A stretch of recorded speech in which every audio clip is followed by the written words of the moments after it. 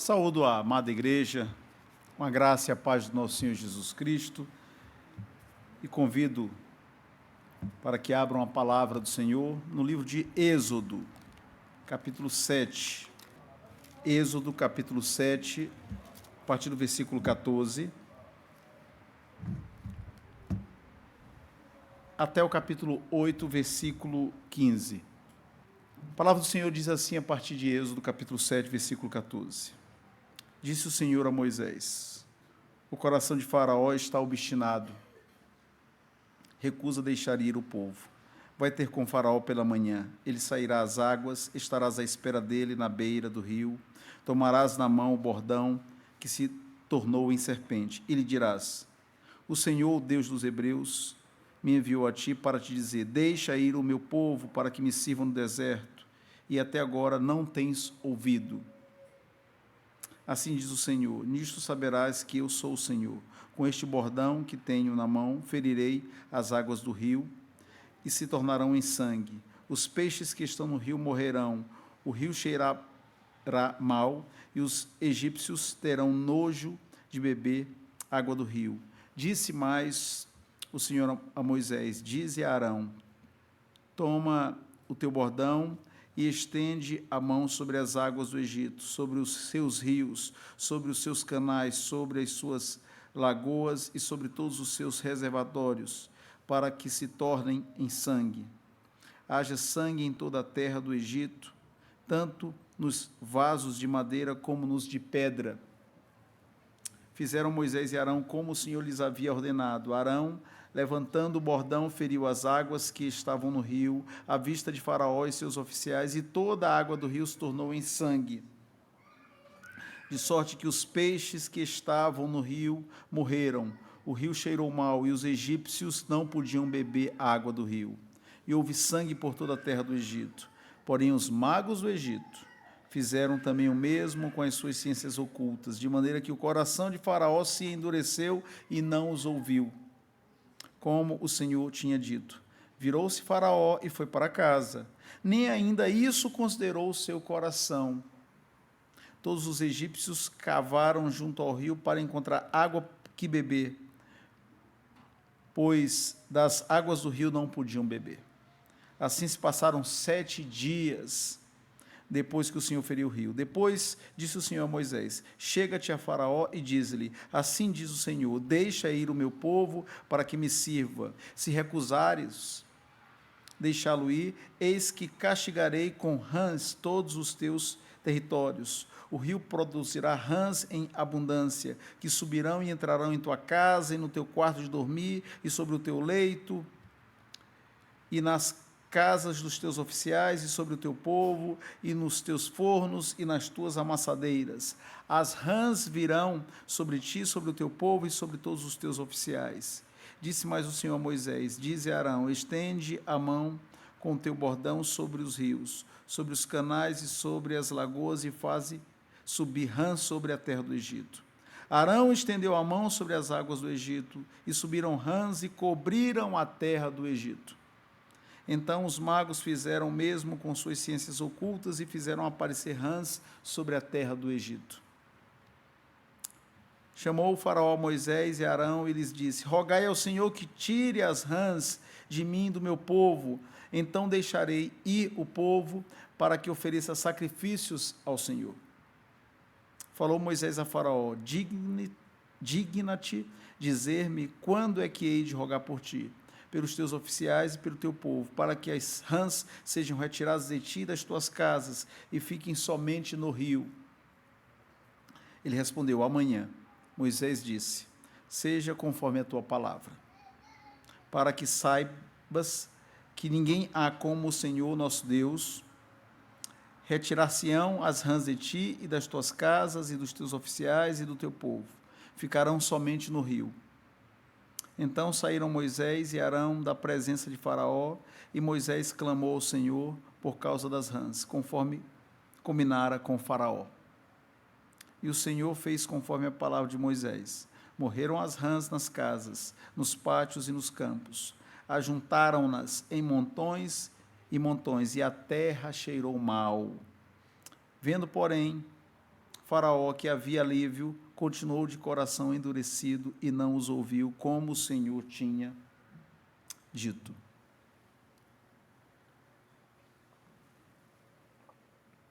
Que o Senhor nos abençoe na compreensão da sua palavra.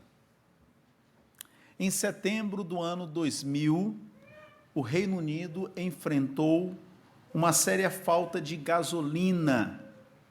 Insatisfeitos com o preço do combustível, os caminhoneiros organizaram uma conspiração para impedir o funcionamento das refinarias de petróleo.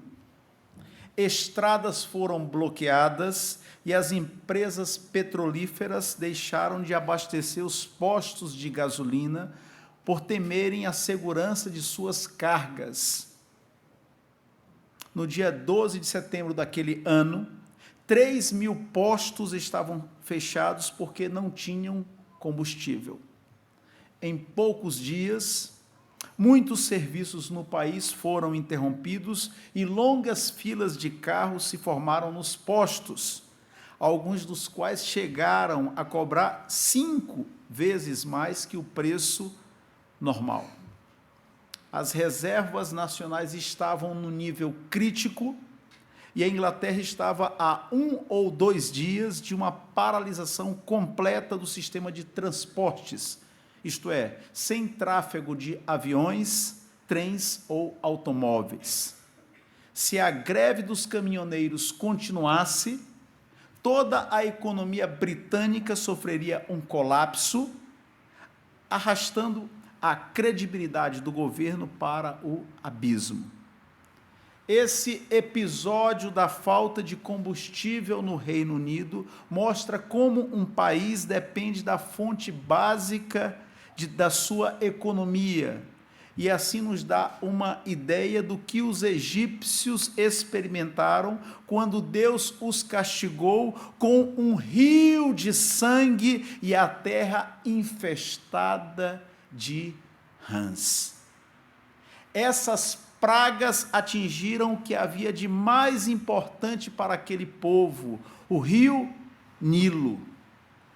O Nilo significava tudo para os egípcios. Era seu meio de transporte, por onde escoavam sua produção e deslocavam pessoas, bens e mercadorias. Era a fonte de irrigação, pois quando suas águas baixavam, a terra estava umedecida e fertilizada. A fonte de subsistência diária, pois as pessoas obtinham dele água e comida. O peixe era o alimento básico do povo, e suas enchentes determinavam o calendário da nação. Um antigo hino egípcio dizia: salve, ó Nilo, que nasce da terra e vem para manter vivo o Egito. Não é de estranhar, porque os egípcios adoravam esse rio, prestavam culto e oferendas às águas do rio.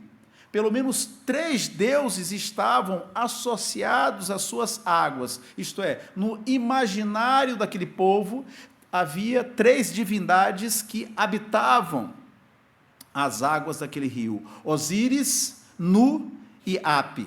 Este, o deus da enchente, também cultuado como deus da fertilidade, retratado, segundo algumas pinturas, como um homem de barba, seios femininos e uma barriga de grávida. No imaginário popular, acreditava-se que na enchente do rio, o Egito renascia. O Nilo, sagrado para o povo de Faraó, fonte básica da sociedade, foi o primeiro alvo dos ataques celestiais. As primeiras pragas enviadas por Deus feriram o que havia de mais básico e importante naquela nação. Esse é o assunto da porção bíblica lida, que será explicada à luz da seguinte pergunta: o que as 2 primeiras pragas nos ensinam? É sobre isso que nós vamos refletir nesta noite. E se alguém, por exemplo, amanhã perguntar: Sobre o que o pastor pregou ontem à noite, eu gostaria que você respondesse sobre o que as duas primeiras pragas nos ensinam. Esse é o título do sermão desta noite. A primeira verdade, o primeiro ensinamento que as duas primeiras pragas nos ensinam é de que o coração humano é corrupto, é essencialmente mau. Notem que o texto lido faz 4 referências ao coração de Faraó.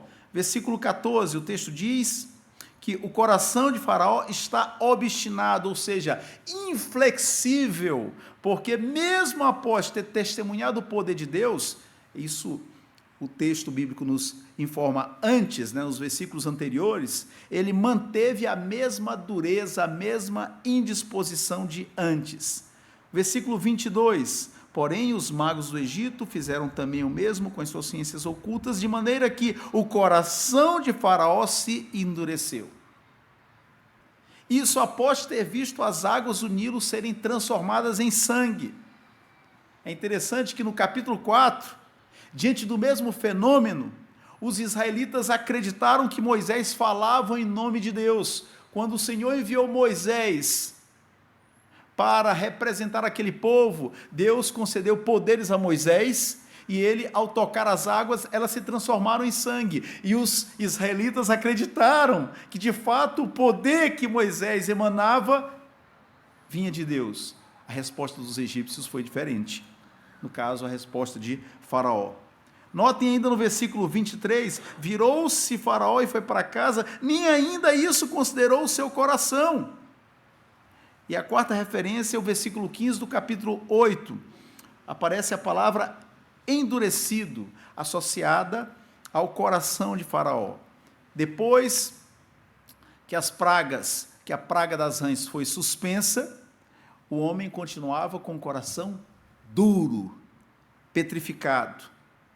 Mas qual o significado do endurecimento do coração de Faraó por parte do Senhor? Nós já pregamos sobre outra passagem de Êxodo e aprendemos que o endurecimento do coração do Faraó não significa que Deus tenha simplesmente endurecido um coração que antes era mole. Não. O significado é o seguinte: Deus simplesmente permitiu que o coração de Faraó seguisse o seu curso natural. Deus retirou a sua mão. Porque, meus irmãos e irmãs, o que impede que o mundo se transforme num campo de guerra, que haja milhões de pessoas como Adolf Hitler, que haja milhões de mulheres como a rainha Jezabel, é a graça de Deus, é ela que detém a maldade humana. Quando a Bíblia diz que o Senhor endureceu o coração de Faraó, a Bíblia está nos ensinando que simplesmente Deus o quê? Retirou sua mão e deixou com que o carro descesse ladeira abaixo. Deus simplesmente tirou o freio da graça comum e permitiu que o coração dele seguisse o seu curso natural. O coração humano é corrupto, e não pense que o seu e o meu coração são diferentes do coração de Faraó. Se há diferença é porque Deus já nos visitou com a sua bendita graça e azeitou o nosso coração. Se Deus não amolecê-lo, não tem jeito. O que vemos em Faraó ilustra o que Deus diz sobre a condição cardíaca de todos os seres humanos. Enganoso é o coração mais do que todas as coisas e desesperadamente corrupto, quem o conhecerá? O coração é o centro da nossa existência. É dele que emanam desejos, planos e vontade. Quer saber o que está alojado no mais íntimo do coração de uma pessoa? Observe suas emoções. Por exemplo, o que a faz alegrar-se entusiasticamente. Não à toa a Escritura afirma: sobre tudo o que se deve guardar, guarda o coração, porque dele procedem as fontes da vida. É por isso que quando Deus nos converte, quando Deus abençoa uma pessoa com a graça da salvação, ele transforma nosso coração de pedra em coração de carne. Mas como a conversão é só o ponto de partida da carreira cristã, a gente precisa se santificar para que a nova natureza resplandeça à luz de Cristo. Faraó é um retrato de nossa época pós-moderna, da época do século 21, a isso estamos nos referindo, que é uma época caracterizada pelo relativismo moral e comportamental. O rei do Egito ilustra o engano do pecado. Notemos, ele não é ateu, mas grandemente religioso. Ele chama os magos. Quando Moisés e Arão enviaram as 2 pragas, as águas do Nilo se transformaram em sangue e a terra foi coberta de rãs, nos 2 casos, nas 2 situações, Faraó convocou os bruxos, os magos do Egito. Isso significa, isso atesta que ele cria na religião, que ele tinha crenças. Ele cria no sobrenatural. É muito provável, quando o texto bíblico diz que ele sairia, no versículo 15 do capítulo 7, as águas, vai ter com Faraó pela manhã, ele sairá às águas. Muitos estudiosos bíblicos pensam que ele não foi ali, ou não ia ali para tomar banho, mas sim para oferecer, entregar oferendas aos deuses do rio. Inclusive, ele acreditava ser filho de divindades, era essa a crença dos egípcios. Portanto, o problema de Faraó não era negar a Deus, mas sim, por que devo dar ouvidos ao Deus dos israelitas quando tenho meus próprios deuses? Era isso que o incomodava grandemente. A possibilidade, a ideia de que havia um Deus que não era o Deus dele, que requeria dele obediência.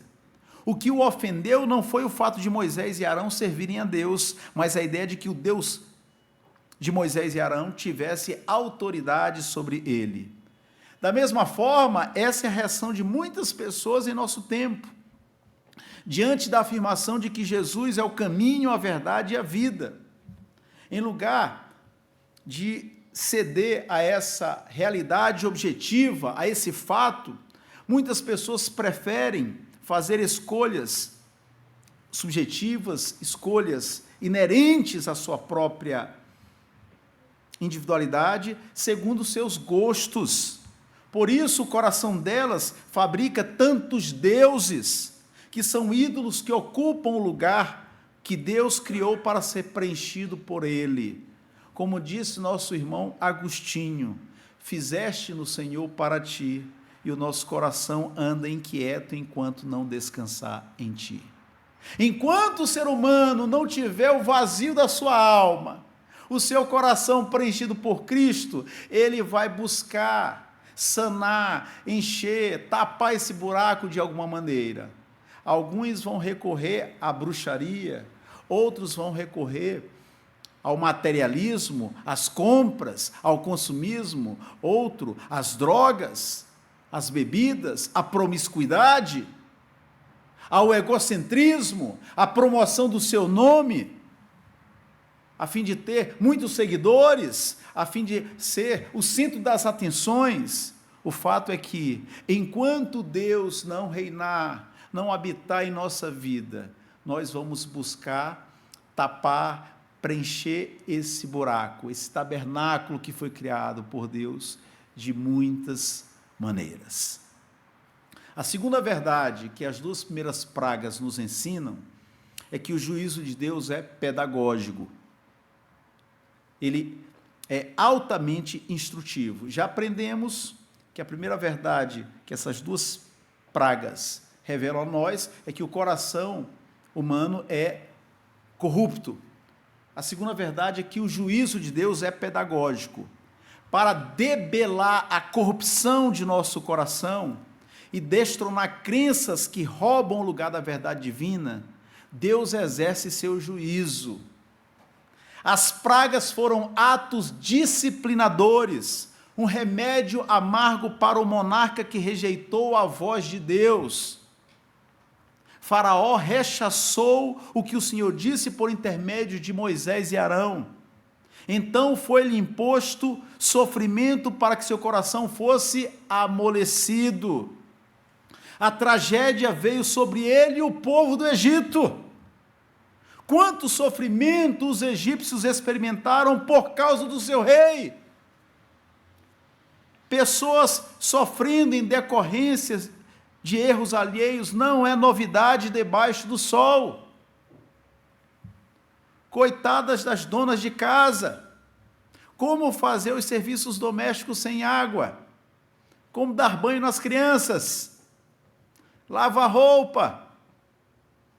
Quem, naquele calor desértico do Egito, sobrevive sem água? Não tinha Coca-Cola. Isso durante 7 dias. A pessoa vai ao poço, a pessoa vai aos potes, aos depósitos, sangue. Depois conviver com rãs. Se uma rã causa desespero em muita gente, imaginem a casa, o quintal, a rua, o rio, o banheiro. As rãs cobriram a terra. Uma hora a pessoa cansada pegava no sono e ao acordar, as rãs, os bichos aguados estavam sobre o seu corpo. E o coachar dessas rãs? O barulho que elas emitiam? Uma sinfonia infernal, não? Eu morei por 2 anos na 416, Asa Norte. Ali eu conheci o barulho das cigarras. Em frente ao prédio onde eu morava, há muitas árvores. Irmãos, eu tinha que fechar as janelas, eu preferia enfrentar o calor, morrer de calor, ao ouvir aquela sinfonia. Depois nós instalamos telas. Era um barulho constante, estridente, e que me gerava uma espécie de loucura. Se você gosta do barulho das cigarras, continuará meu amigo, meu irmão. Eu não vou deixar de cumprimentá-lo. Mas ali onde eu morava, era uma coisa ensurdecedora. Mas aqui a peste era de rãs. Bem-aventurados, felizes, os que lidam com cigarras em vez de rãs. É 1000 vezes melhor lidar com cigarras do que com rãs. Quando Deus matou as rãs, nos diz o texto bíblico, ficou o fedor da podridão, a terra cheirou mal, diz o versículo 14 do capítulo 8. Imaginem vocês a quantidade de rãs mortas, o cheiro. Uma leitura atenta do Pentateuco, dos 5 primeiros livros da Bíblia, mostra que as pragas não eram somente para castigar Faraó e o povo. Nos termos de Êxodo 12 e Números 33, as pragas serviram para executar juízo sobre todos os deuses do Egito. O envio das pragas foi para humilhar as divindades, os falsos deuses, para derrubar as crenças daquele povo. Outro propósito das pragas, que às vezes nos esquecemos, tinha a ver com a salvação dos eleitos de Deus. É muito interessante observar esse aspecto no Pentateuco. O Senhor tinha os seus escolhidos mesmo na terra do Egito. Veja comigo o capítulo 12 de Êxodo, versículo 38. Êxodo 12, 38. É o texto que narra a instituição da Páscoa, a saída do povo do Egito. O versículo 38 diz: subiu também com eles, ou seja, com os israelitas, os filhos de Israel mencionados no versículo anterior, um misto de gente, ovelhas, gado, muitíssimos animais. O que isso quer dizer, pastor? Eu vou ler para você esse versículo, segundo a Nova Versão Internacional, cuja tradução, cujo texto é mais claro do que esse que acaba de ser lido. grande multidão de estrangeiros de todo tipo seguiu com eles, além de grandes rebanhos, tanto de bois como de ovelhas e cabras. O contexto não deixa dúvida de que eram pessoas que não pertenciam à família da aliança, eram pessoas não judias.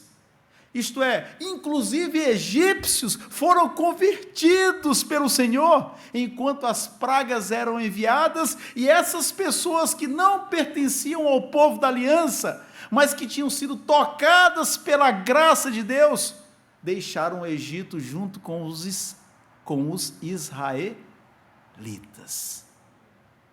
Nesse sentido, podemos concordar com Tim Chesser, que é um comentarista bíblico, quando ele diz que as pragas foram missionais, isto é, foram missionárias. O objetivo delas era proclamar o nome de Deus em toda a terra e converter os escolhidos do Senhor. A mensagem das pragas foi clara: há somente um Deus, e aqueles que não reconhecem o senhorio desse Deus serão disciplinados. Por último, mas não menos importante, as pragas foram feitos do Senhor, que deviam ser contados aos filhos e aos filhos dos israelitas. Capítulo 10, versículo 2. Ou seja, aquilo que Deus realizou, esses atos disciplinadores, a mortandade dos primogênitos. Capítulo 10, versículo 2 diz: e para que contes a teus filhos e aos filhos dos teus filhos, como zombei dos egípcios, e quantos prodígios fiz no meio deles, e para que saibais que eu sou o Senhor. Para que o povo de Deus contasse às futuras gerações que o braço forte do Senhor havia humilhado o Egito, a religiosidade dos egípcios, e exaltado o povo de Deus. De fato, a culminação dos sinais e maravilhas é a morte dos primogênitos, que ocasiona a Páscoa do Senhor, que passou a ser celebrada todos os anos e aponta para a morte de Cristo, o Cordeiro de Deus. Em outras palavras, Deus estava já preparando o palco da redenção.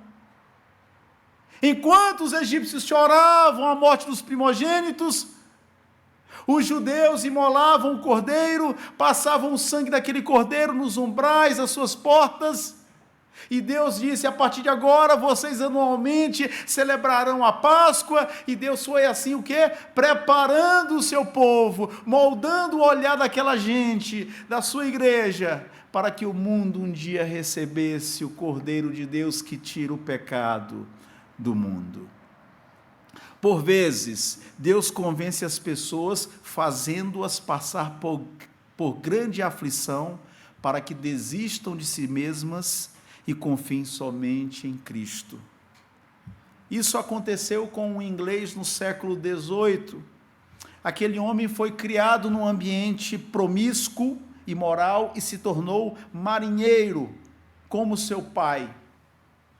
Em seu diário, esse inglês diz, anota: eu era capaz de qualquer coisa, não tinha o menor temor de Deus diante dos meus olhos, nem a menor sensibilidade de consciência. Ou seja, era um homem de coração endurecido, que não tinha limites para o pecado. Mas, no dia 21 de março de 1748, quando este homem tinha 23 anos, enquanto dormia em um navio negreiro, um navio que transportava africanos, como se dizia na época, este homem foi acordado por uma violenta tempestade, que começou a encher seu compartimento de água. Ele foi designado para as bombas, instrumentos à manivela usados para tirar a água da embarcação. E pela primeira vez em muitos anos, esse homem se voltou para Deus. Diante da iminente morte, esse homem começou a pensar no céu. Ele trabalhou nas bombas das 3 da manhã até o meio-dia. das 3 da manhã até o meio-dia, porque ali foi uma aflição, foi uma agonia muito grande para tentar impedir que aquela embarcação naufragasse. Depois, no meio-dia, ele assumiu o comando e dirigiu o navio até a meia-noite.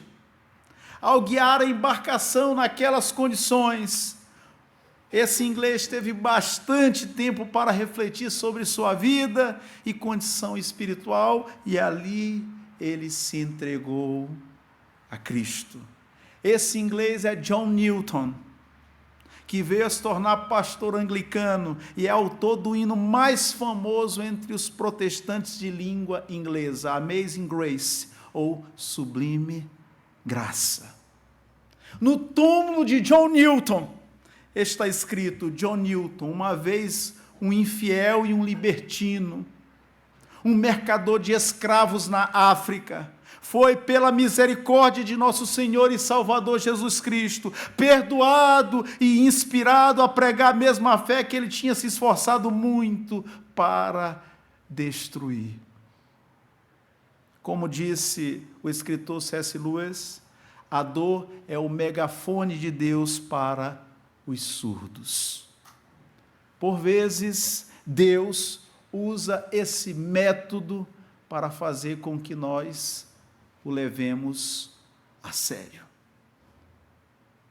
Não é sempre que Deus atua assim, mas às vezes Ele permite que sejamos quebrados, que as nossas estruturas sejam sacudidas, para que depois possamos dizer como salmista: foi-me bom ter eu passado pela aflição, para que aprendesse os teus decretos.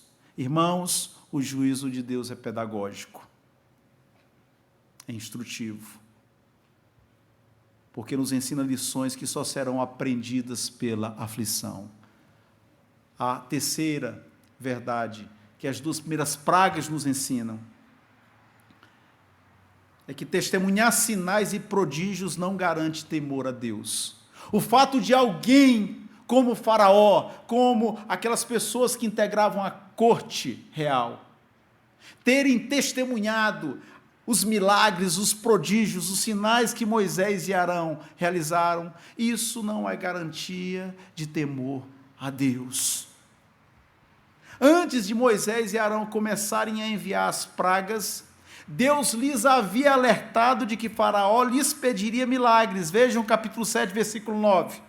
Quando Faraó vos disser, capítulo 7, versículo 9, fazei milagres que vos acreditem, então Deus já havia, como a gente costuma dizer às vezes no Brasil, cantado a bola. Faraó vai pedir milagres a vocês. Por sua vez, nosso Senhor Jesus recriminou os fariseus que lhe disseram: mestre, queremos ver de tua parte algum sinal. Ele, porém, respondeu: uma geração má e adúltera pede um sinal, mas nenhum sinal lhe será dado, senão do profeta Jonas. Porque assim como esteve Jonas 3 dias e 3 noites no ventre do grande peixe, assim o Filho do Homem estará 3 dias e 3 noites no coração da terra. Aqui temos outro ensinamento precioso. Devemos evitar a síndrome de Tomé. Lembra de Tomé? Qual é a síndrome de Tomé? De só acreditar vendo. E, por outro lado, crer que os atos miraculosos são a forma ordinária de Deus atuar. Nós temos que evitar a síndrome de Tomé, Tomás é espanhol, de só acreditar se a gente olhar, e também evitar a ideia de que a realização de sinais, prodígios e milagres é a maneira ordinária, comum de Deus atuar, porque tem gente que espera um milagre por dia. Calma. Os milagres são atos excepcionais.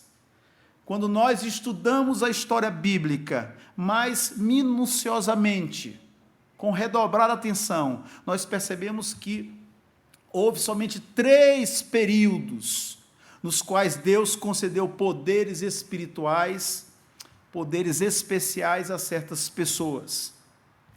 Vou repetir a afirmação para que ela não seja mal interpretada, melhor dizendo. Quando nós analisamos a história bíblica, de Gênesis até Apocalipse, nós percebemos que houve somente 3 períodos da história, nos quais Deus concedeu poderes especiais a certas pessoas, que não é o mesmo que dizer que Deus só realizou milagres nesses 3 períodos. Deus realizou milagres em todos os períodos da história, inclusive bíblica, mas através de pessoas que receberam poderes especiais. Isso aconteceu somente em 3 épocas. Quais foram elas? Primeiramente, a época de Moisés e Josué, ali entre 1440 e 1370 a.C., mais ou menos 14 séculos antes de Cristo. Moisés fez muitas proezas, inclusive estas, já comentadas. Quanto a Josué, temos o registro de um milagre feito por ele. O sol e a lua pararam em resposta à sua ordem. Isso está no capítulo 10 do livro de Josué. Por meio de Moisés e Josué, Deus humilhou o Egito e as nações que guerrearam com Israel, quando ele foi conduzido por Josué. A segunda época em que Deus concedeu poderes especiais a pessoas foi a época de Elias e Eliseu, entre 870 e 785 a.C. Com o ministério de Elias e Eliseu, o Senhor iniciou a era profética do Antigo Testamento, que vai do 9º ao 5º século antes de Cristo. Elias humilhou os profetas de Baal e acendeu a fúria de Jezabel e Acabe, dupla infernal que governava o reino do norte. E a terceira época em que Deus concedeu poderes especiais ou realizou proezas através de pessoas com poderes especiais é a época do Novo Testamento, é a época de Jesus e dos apóstolos, quando se deu a plenitude do tempo, para usar a expressão de Paulo no capítulo 4 de Gálatas. Os sinais e prodígios testificaram a mensagem apostólica diante dos judeus e gentios que escutaram que Jesus é o Salvador. Isto é, os milagres realizados pelos apóstolos foram um testemunho para os olhos. As pessoas escutaram que Jesus era Senhor e Salvador, e Deus realizou milagres através dos apóstolos para que elas contemplassem com seus olhos que realmente o poder de Deus estava sendo manifestado. Quando nós olhamos em conjunto a época de Moisés e Josué, a época de Elias e Eliseu e a época de Jesus e os apóstolos, vem à tona algumas conclusões muito interessantes, que eu passo a compartilhá-las. Cada período durou cerca de 70 anos. Segunda conclusão interessante, cada período marcou um momento significativo no avanço do reino de Deus no mundo. Em cada uma destas 3 ocasiões, época do Êxodo, época de Elias e Eliseu, e época dos apóstolos, o império das trevas foi golpeado para valer. Terceira conclusão, cada período representou um marco na entrega da palavra de Deus ao seu povo. Nos dias de Moisés, a lei foi entregue.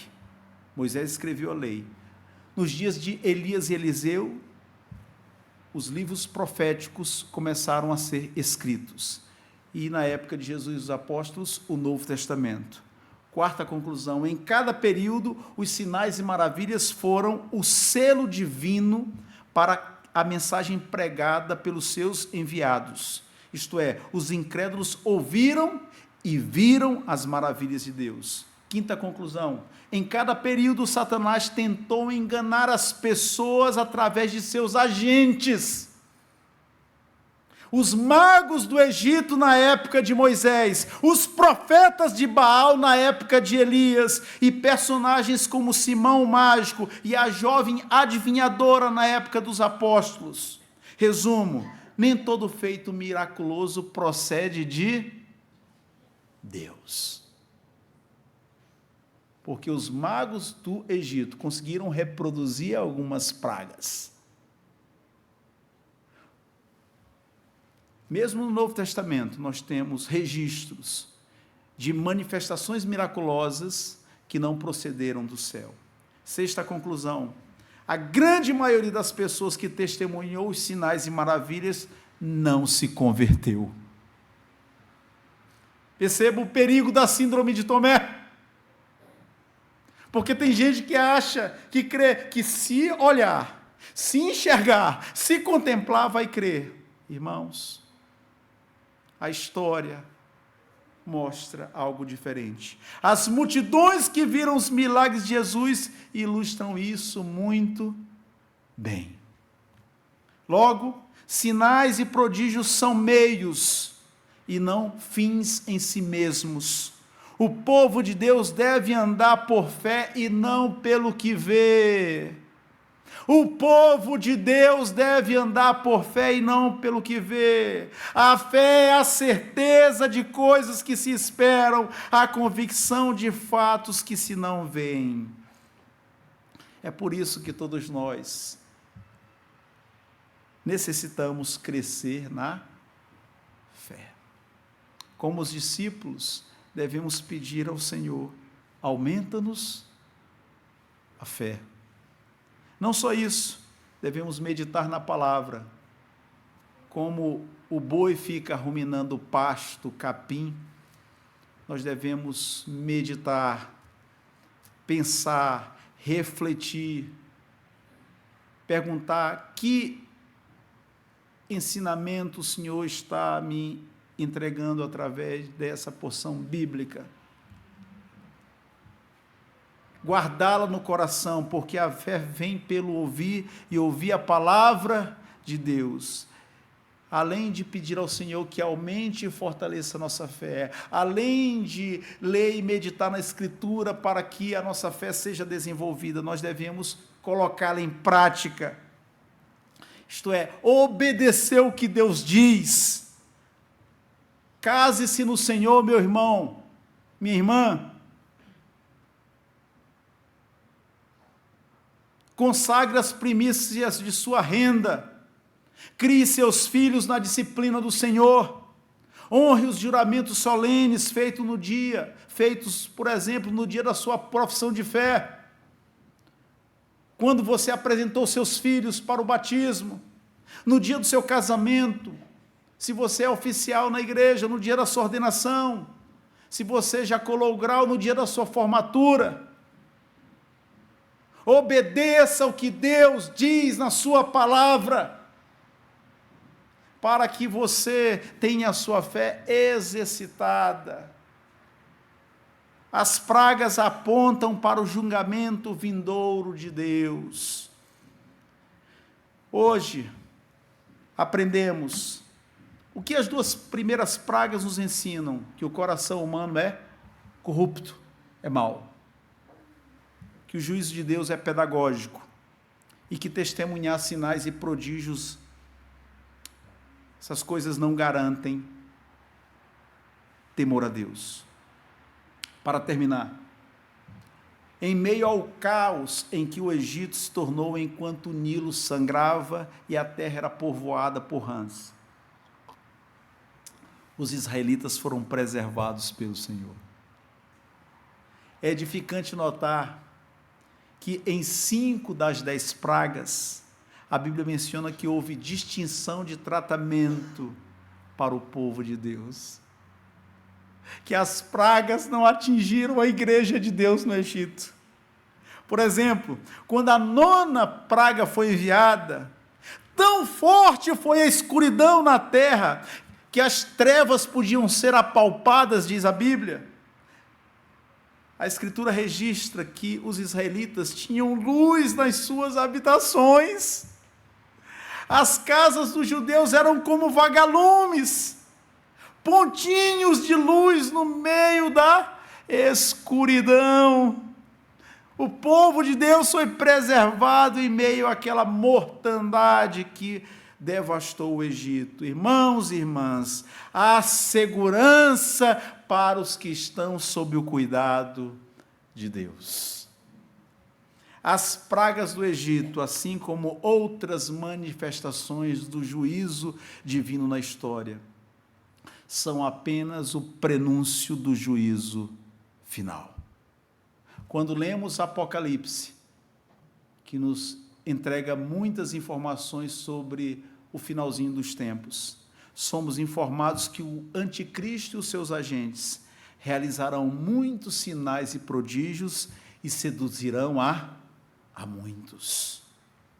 No futuro, assim como aconteceu no Egito, os poderes das trevas serão desbaratados e humilhados na volta de Jesus.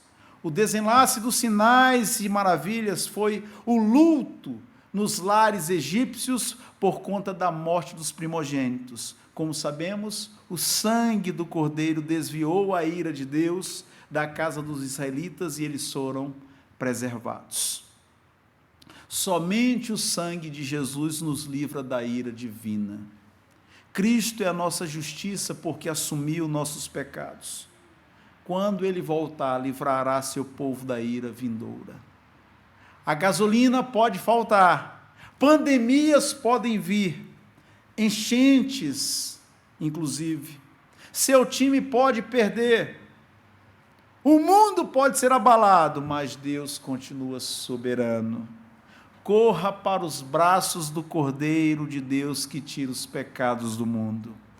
Se você já fez isso, lembre-se de que quando a cultura dominante intimidá-lo, você deve manter seus olhos e esperança dirigidos à terra de Canaã e não sentir saudades das cebolas e alhos do Egito. Que Deus nos abençoe, meus irmãos e irmãs. Vamos curvar as nossas cabeças e orar em preparação para participar da mesa do Senhor. Senhor, louvado seja o teu nome, porque tu tens preservado a tua igreja ao longo do tempo. Exaltado seja o teu nome, Senhor, pela tua palavra, que nos alerta, que nos envia lembretes sobre o teu juízo. Ajuda-nos, Senhor, a extrair e aprender as lições da história, a levar a sério os alertas que a mesma faz, para que tenhamos vida mais reta, mais santa, mais piedosa, para que sejamos um exemplo para os nossos filhos, para que os ensinemos, Senhor, a amar o teu Filho Jesus, desde já. Cuida de nós, Senhor, porque o mundo é mau, porque existem muitas ameaças, mas, Senhor, suplicamos que aumente a nossa fé, que nos dê sede da tua palavra, que nos encha do teu Espírito, para que possamos dizer não ao mundo e ao pecado, e ser instrumentos teus neste mundo caído. É assim que oramos e o fazemos em nome de Jesus. Amém.